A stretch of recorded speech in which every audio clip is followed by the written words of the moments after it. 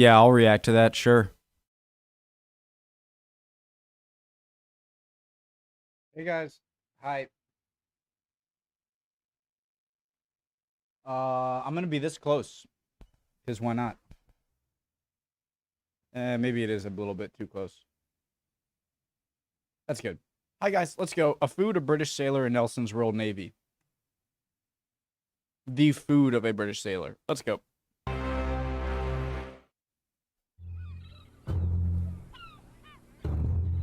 Once our recruit had been rated, they would quickly learn that their entire purpose was to keep the ship moving, handling the lines, managing the sails.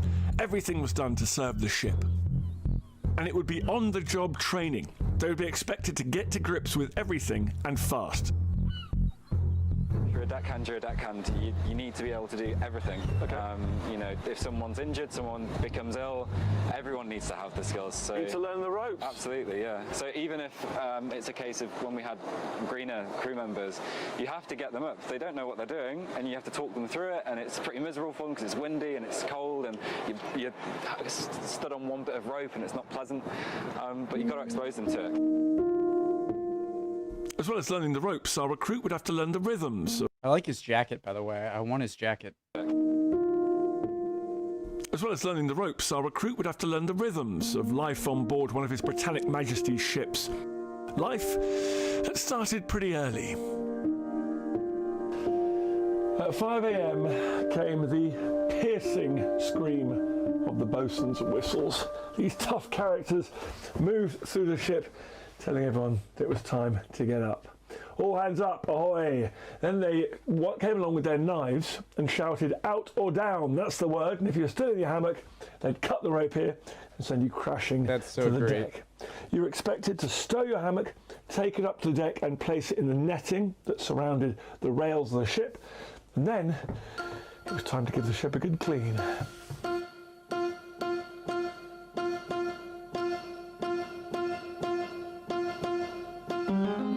Every single day, the ship's routine started with a thorough clean. Cleanliness was next to godliness in the Royal Navy of Nelson's time.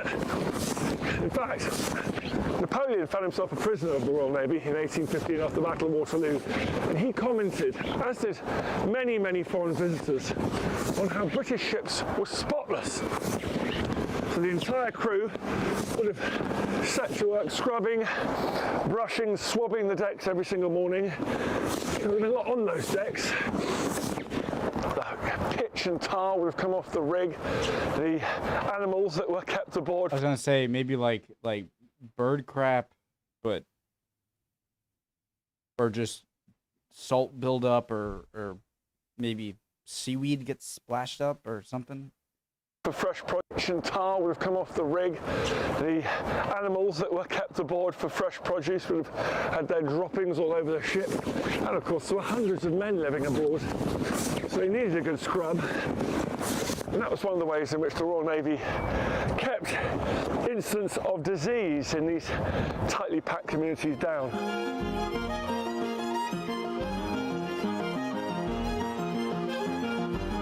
Wash the decks down. It would be an interesting idea to have one ship. I mean, obviously, it'd be ideal to have all of your ships clean, but have one ship in your navy super, super impressive looking and clean, and everyone looks so diligent and everything, just as a propaganda tool that you can capture enemy sailors or enemies, whatever, and then release them on purpose just to like get this rumor of just how amazingly clean and diligent the workers and ships are, just to give that aura of professionalism that could scare people when going up against you. Does that make sense? I think that could be a good idea. Then they use these holy stones, basically bits of sandstone.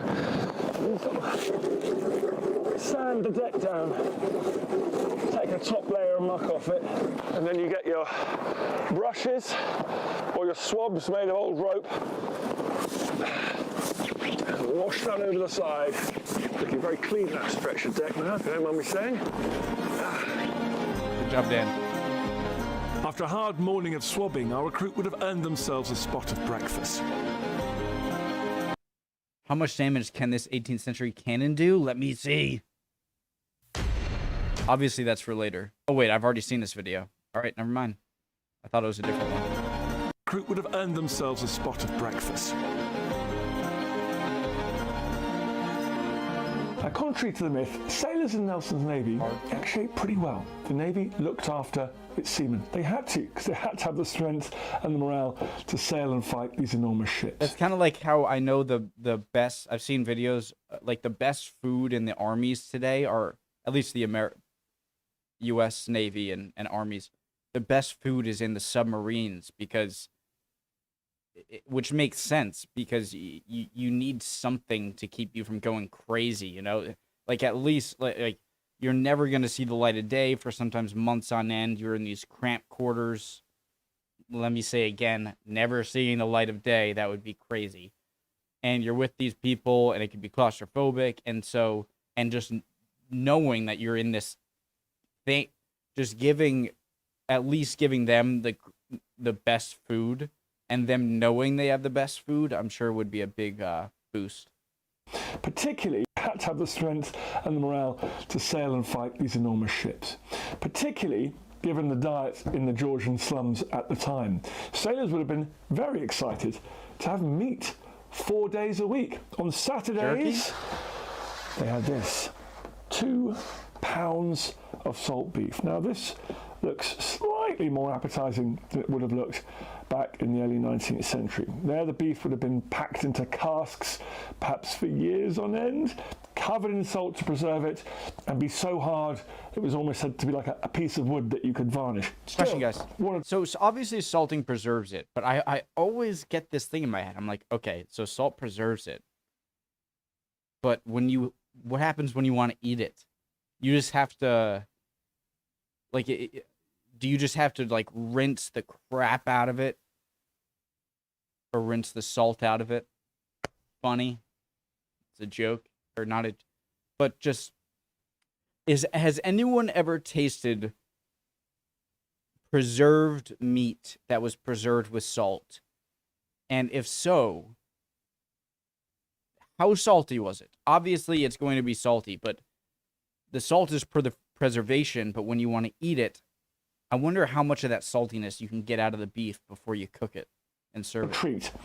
I'm really interested if anyone's ever tried that, by the way, in the comments. It's almost said to be like a piece of wood that you could varnish. Still, what a treat. You'd eat that alongside the carbohydrates, the famous ship's biscuits.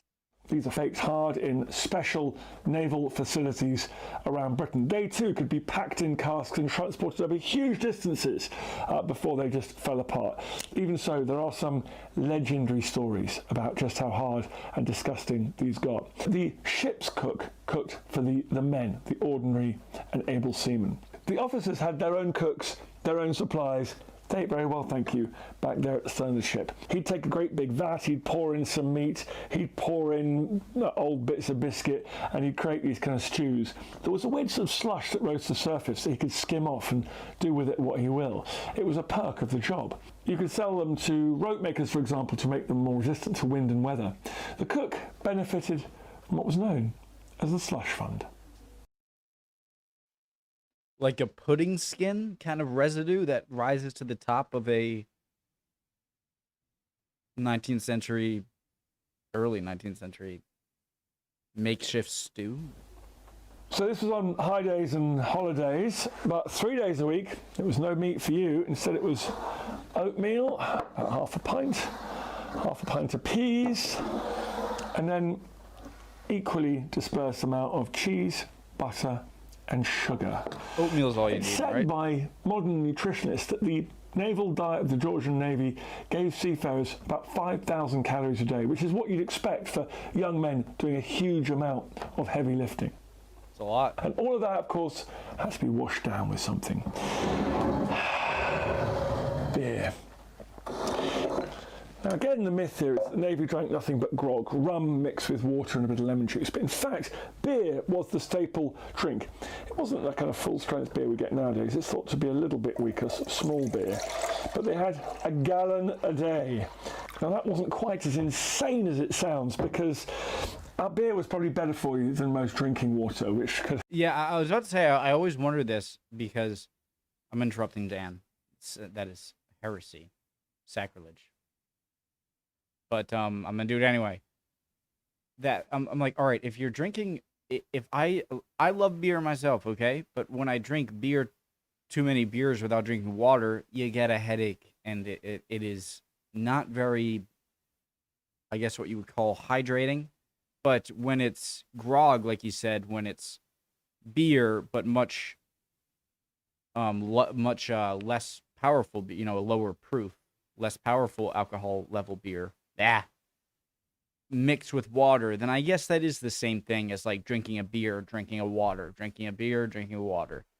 And so I can see that. So the water mixed with the alcohol made it cleaner, and so you still get the hydration there, right?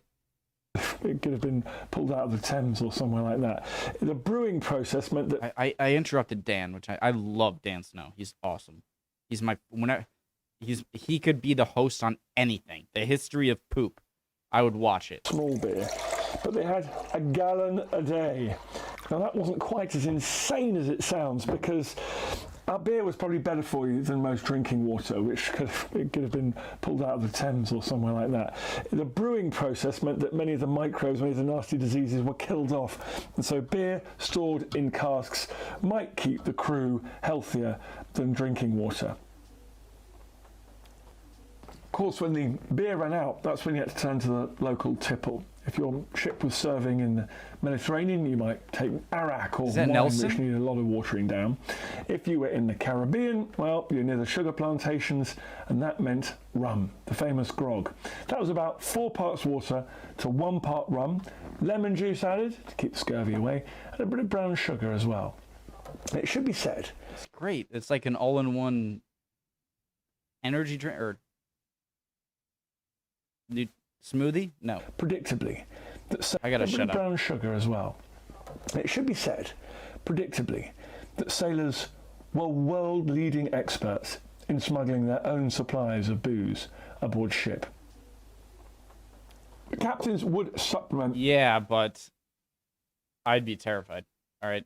I like getting a buzz on, but isn't it like if you're found to be drunk and not working as hard, or like you're going to get like lashed or something? this basic diet wherever they could. They knew that a well-fed crew was likely to be a happy and effective crew. Nelson's letters are full of accounts of him trying to find decent food, drinks, water for his men, keep their health in good shape.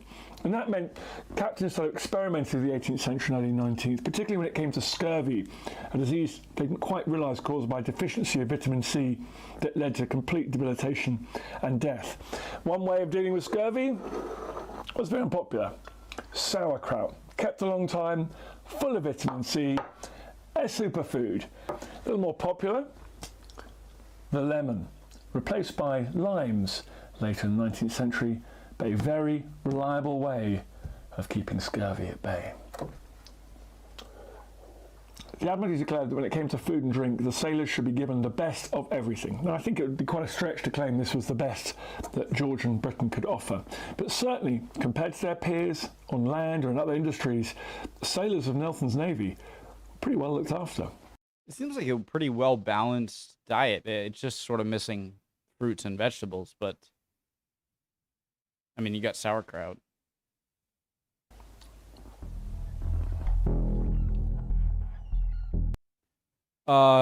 Fantastic. History Hit, I believe, started a channel after I did. Oh God, how do I look at how far back? Oh yeah, no, I can check right here. Oh no, it joined in July 2008, huh? Thanks for watching, guys. Oh, it did. Wow.